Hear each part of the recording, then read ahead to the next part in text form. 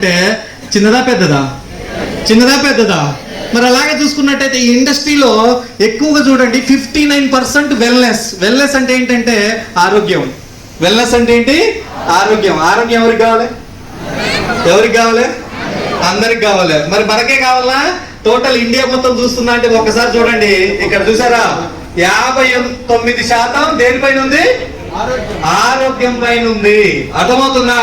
అంటే ప్రతి ఒక్కరికి ఆరోగ్యం కావాలి. Yes or no? Yes. Industry ద్వారా మనం ఆరోగ్యం పొందొచ్చా అంటే పొందొచ్చు, రైట్? అండ్ ఇలా చూసుకుంటే మన ఇండియాలో చూసుకున్నట్టయితే ఎంత పర్సెంటేజ్ ఉందంటే ఈస్ట్, నార్త్, సౌత్ అని ఉంటాయి కదా. సో అలాగా ప్రతి ఒక్క దేశంలో ప్రతి ఒక్క విలేజ్ లో ఈ ఇండస్ట్రీ ఉంది. ఇండస్ట్రీ అనేది ఉంటుంది. దాంట్లో చూసుకున్నట్టయితే మన గురించి మాట్లాడుకుందాం. ఇక చాలా మంది అంటారు, ఇక తెలంగాణ కనిపిస్తుందా?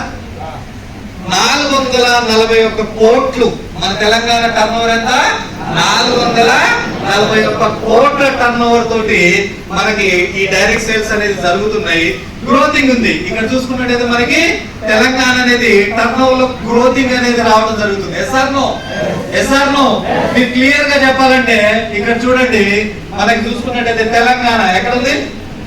ఇగో ఇక్కడ ఉంది. ఎంత పర్సెంటేజ్ ఉంది? 16% లో ఉంది. అర్థమవుతుందా? సో ఇక్కడ చూసుకున్నట్టయితే కర్ణాటక 40% లో ఉంది. అంటే మనకి ఇంకెంత ఉంది? 16% అంటే చేయాలి. అవునా కదా? చాలా మంది అనుకుంటారు అందరూ అయిపోయింది, నాకెవరు మిగిలిరు అనుకుంటారు. అవునా కదా? ఏమనుకుంటారు?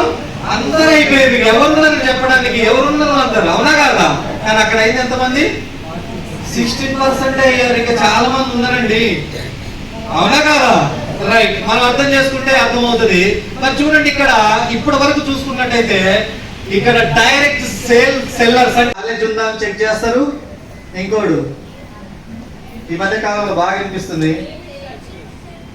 రవి ఒక జాబ్ కావాలి మా వాడికి. కాబట్టి మనోడేనా? ఏమంటారు?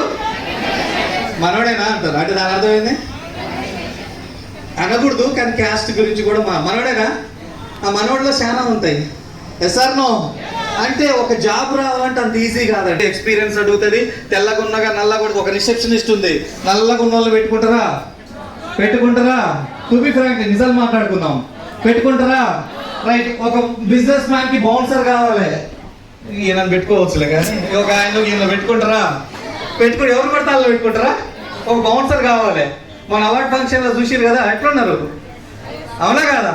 అంటే ఒక జాబ్ కావాలంటే ఖచ్చితంగా ఏదో ఒకటి క్వాలిఫికేషన్ ఉండాలి, అన్నీ అడుగుతారు.